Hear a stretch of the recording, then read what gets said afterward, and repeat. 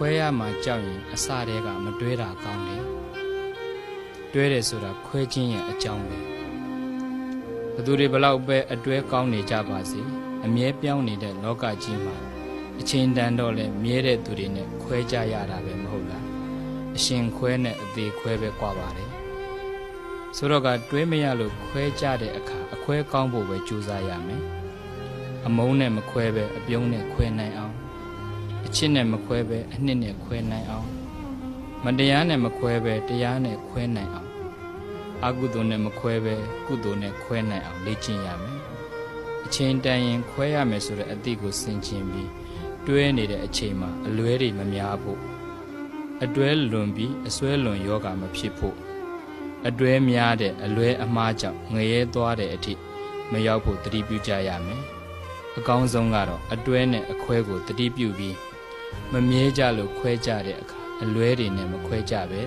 အချိန်တန်လို့ခွဲကြရတယ်လို့သဘောထားမနှောအားကောင်းအောင်သာကြိုးစားဖို့ပါပဲခွဲရမှာကြောက်ရင်အစတည်းကမတွေးတာကောင်းတယ်တွဲတယ်ဆိုတာခွဲခြင်းရဲ့အကြောင်းပဲဘသူတွေဘလောက်ပဲအတွဲကောင်းနေကြပါစေအမြဲပြောင်းနေတဲ့လောကကြီးမှာအချိန်တန်တော့လဲမြဲတဲ့သူတွေနဲ့ခွဲကြရတာပဲမဟုတ်လားအရှင်ခွဲနဲ့အသေးခွဲပဲကွာပါတယ်ဆိုတော့ကတွေးမရလို့ခွဲကြတဲ့အခါအခွဲကောင်းဖို့ပဲကြိုးစားရမယ်အမုန်းနဲ့မခွဲပဲအပြုံးနဲ့ခွဲနိုင်အောင်အချစ်နဲ့မခွဲပဲအနှစ်နဲ့ခွဲနိုင်အောင်မတရားနဲ့မခွဲပဲတရားနဲ့ခွဲနိုင်အောင်အကုသိုလ်နဲ့မခွဲပဲကုသိုလ်နဲ့ခွဲနိုင်အောင်လေ့ကျင့်ရမယ်အချိန်တန်ရင်ခွဲရမယ်ဆိုတဲ့အသည့်ကိုဆင်ခြင်ပြီးတွဲနေတဲ့အချိန်မှာအလွဲတွေမများဖို့အတွဲလွန်ပြီးအစွဲလွန်ယောဂမဖြစ်ဖို့အတွဲများတဲ့အလွဲအမှားကြောင့်ငရဲသွားတဲ့အထိမရောက်ဖို့တတိပြုကြရမယ်အကောင်းဆုံးကတော့အတွဲနဲ့အခွဲကိုတတိပြုပြီးမမြဲကြလို့ခွဲကြတဲ့အခါအလွဲတွေနဲ့မခွဲကြပဲအချိန်တန်လို့ခွဲကြရတယ်လို့သဘောထားမနှောအားကောင်းအောင်သာကြိုးစားဖို့ပါပဲခွဲရမှာကြောက်ရင်အစတည်းကမတွေးတာကောင်းတယ်တွဲတယ်ဆိုတာခွဲခြင်းရဲ့အကြောင်းပဲဘသူတွေဘလောက်ပဲအတွဲကောင်းနေကြပါစေအမြဲပြောင်းနေတဲ့လောကကြီးမှာအချိန်တန်တော့လဲမြဲတဲ့သူတွေနဲ့ခွဲကြရတာပဲမဟုတ်လားအရှင်ခွဲနဲ့အသေးခွဲပဲကွာပါတယ်ဆိုတော့ကတွေးမရလို့ခွဲကြတဲ့အခါအခွဲကောင်းဖို့ပဲကြိုးစားရမယ်အမုန်းနဲ့မခွဲပဲအပြုံးနဲ့ခွဲနိုင်အောင်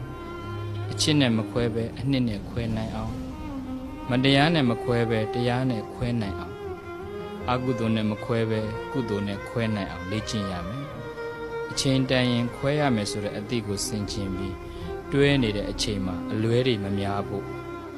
အတွဲလွန်ပြီးအစွဲလွန်ယောဂမဖြစ်ဖို့အတွဲများတဲ့အလွဲအမှားကြောင့်ငရဲသွားတဲ့အထိမရောက်ဖို့တတိပြုကြရမယ်အကောင်းဆုံးကတော့အတွဲနဲ့အခွဲကိုတတိပြုပြီးမမြဲကြလို့ခွဲကြတဲ့အခါအလွဲတွေနဲ့မခွဲကြပဲအချိန်တန်လို့ခွဲကြရတယ်လို့သဘောထားမနှောအားကောင်းအောင်သာကြိုးစားဖို့ပါပဲခွဲရမှာကြောက်ရင်အစတည်းကမတွေးတာကောင်းတယ်တွဲတယ်ဆိုတာခွဲခြင်းရဲ့အကြောင်းပဲဘသူတွေဘလောက်ပဲအတွဲကောင်းနေကြပါစေအမြဲပြောင်းနေတဲ့လောကကြီးမှာအချိန်တန်တော့လဲမြဲတဲ့သူတွေနဲ့ခွဲကြရတာပဲမဟုတ်လားအရှင်ခွဲနဲ့အသေးခွဲပဲကွာပါတယ်ဆိုတော့ကတွေးမရလို့ခွဲကြတဲ့အခါအခွဲကောင်းဖို့ပဲကြိုးစားရမယ်အမုန်းနဲ့မခွဲပဲအပြုံးနဲ့ခွဲနိုင်အောင်အချစ်နဲ့မခွဲပဲအနှစ်နဲ့ခွဲနိုင်အောင်မတရားနဲ့မခွဲပဲတရားနဲ့ခွဲနိုင်အောင်အကုသိုလ်နဲ့မခွဲပဲကုသိုလ်နဲ့ခွဲနိုင်အောင်လေ့ကျင့်ရမယ်အချိန်တန်ရင်ခွဲရမယ်ဆိုတဲ့အသည့်ကိုဆင်ခြင်ပြီးတွဲနေတဲ့အချိန်မှာအလွဲတွေမများဖို့အတွဲလွန်ပြီးအစွဲလွန်ယောဂမဖြစ်ဖို့အတွဲများတဲ့အလွဲအမှားကြောင့်ငရဲသွားတဲ့အထိမရောက်ဖို့တတိပြုကြရမယ်အကောင်းဆုံးကတော့အတွဲနဲ့အခွဲကိုတတိပြုပြီးမမြဲကြလို့ခွဲကြတဲ့အခါအလွဲတွေနဲ့မခွဲကြပဲအချိန်တန်လို့ခွဲကြရတယ်လို့သဘောထားမနှောအားကောင်းအောင်သာကြိုးစားဖို့ပါပဲခွဲရမှာကြောက်ရင်အစတည်းကမတွေးတာကောင်းတယ်တွဲတယ်ဆိုတာခွဲခြင်းရဲ့အကြောင်းပဲဘသူတွေဘလောက်ပဲအတွဲကောင်းနေကြပါစေအမြဲပြောင်းနေတဲ့လောကကြီးမှာအချိန်တန်တော့လဲမြဲတဲ့သူတွေနဲ့ခွဲကြရတာပဲမဟုတ်လား အရှင်ခွဲနဲ့အသေးခွဲပဲကွာပါတယ်ဆိုတော့ကတွဲမရလို့ခွဲကြတဲ့အခါအခွဲကောင်းဖို့ပဲကြိုးစားရမယ်အမုန်းနဲ့မခွဲပဲအပြုံးနဲ့ခွဲနိုင်အောင်အချစ်နဲ့မခွဲပဲအနှစ်နဲ့ခွဲနိုင်အောင်မတရားနဲ့မခွဲပဲတရားနဲ့ခွဲနိုင်အောင်အကုသိုလ်နဲ့မခွဲပဲကုသိုလ်နဲ့ခွဲနိုင်အောင်လေ့ကျင့်ရမယ်အချိန်တန်ရင်ခွဲရမယ်ဆိုတဲ့အသည့်ကိုဆင်ခြင်ပြီးတွဲနေတဲ့အချိန်မှာအလွဲတွေမများဖို့အတွဲလွန်ပြီးအစွဲလွန်ယောဂမဖြစ်ဖို့အတွဲများတဲ့အလွဲအမှားကြောင့်ငရဲသွားတဲ့အထိမရောက်ဖို့တတိပြုကြရမယ်အကောင်းဆုံးကတော့အတွဲနဲ့အခွဲကိုတတိပြုပြီးမမြဲကြလို့ခွဲကြတဲ့အခါအလွဲတွေနဲ့မခွဲကြပဲ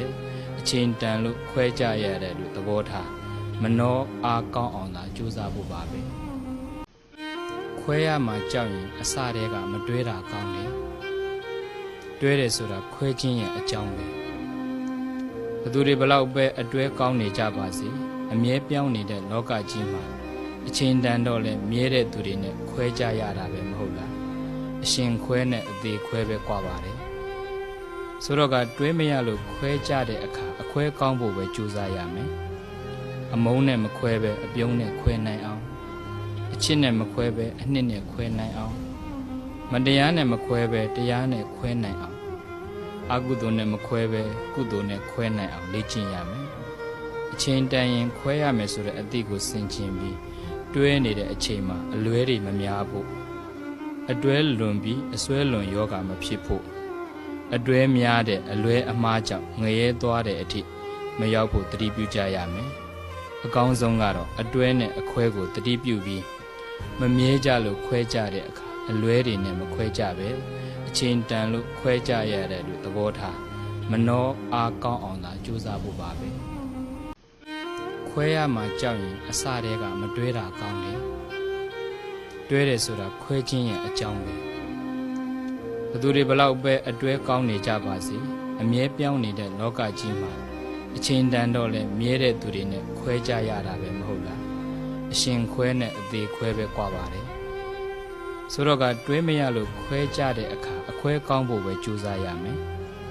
အမုန်းနဲ့မခွဲပဲအပြုံးနဲ့ခွဲနိုင်အောင်အချစ်နဲ့မခွဲပဲအနှစ်နဲ့ခွဲနိုင်အောင်မတရားနဲ့မခွဲပဲတရားနဲ့ခွဲနိုင်အောင်အကုသိုလ်နဲ့မခွဲပဲကုသိုလ်နဲ့ခွဲနိုင်အောင်လေ့ကျင့်ရမယ်အချိန်တန်ရင်ခွဲရမယ်ဆိုတဲ့အသည့်ကိုဆင်ခြင်ပြီးတွဲနေတဲ့အချိန်မှာအလွဲတွေမများဖို့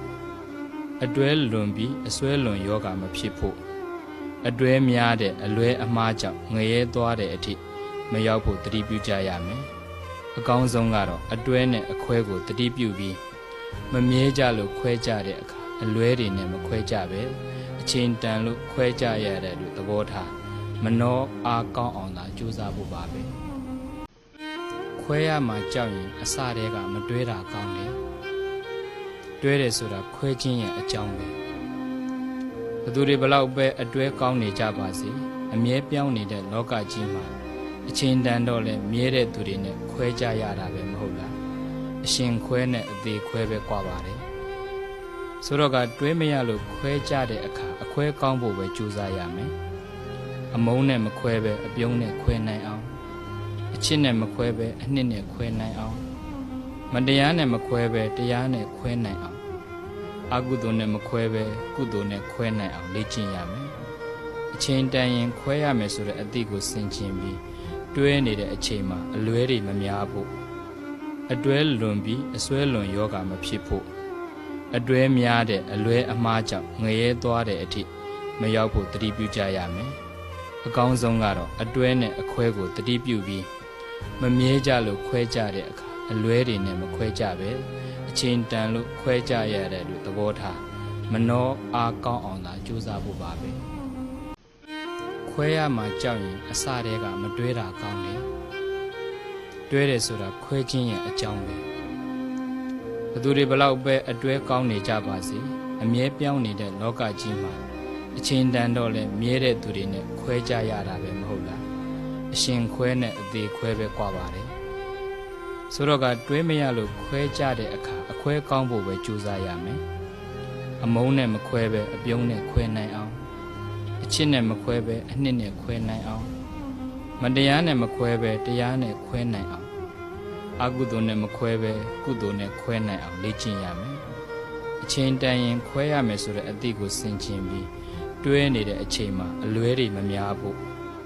အတွဲလွန်ပြီးအစွဲလွန်ယောဂမဖြစ်ဖို့အတွဲများတဲ့အလွဲအမှားကြောင့်ငရဲသွားတဲ့အထိမရောက်ဖို့တတိပြုကြရမယ်အကောင်းဆုံးကတော့အတွဲနဲ့အခွဲကိုတတိပြုပြီးမမြဲကြလို့ခွဲကြတဲ့အခါအလွဲတွေနဲ့မခွဲကြပဲအချိန်တန်လို့ခွဲကြရတယ်လို့သဘောထားမနှောအားကောင်းအောင်သာကြိုးစားဖို့ပါပဲ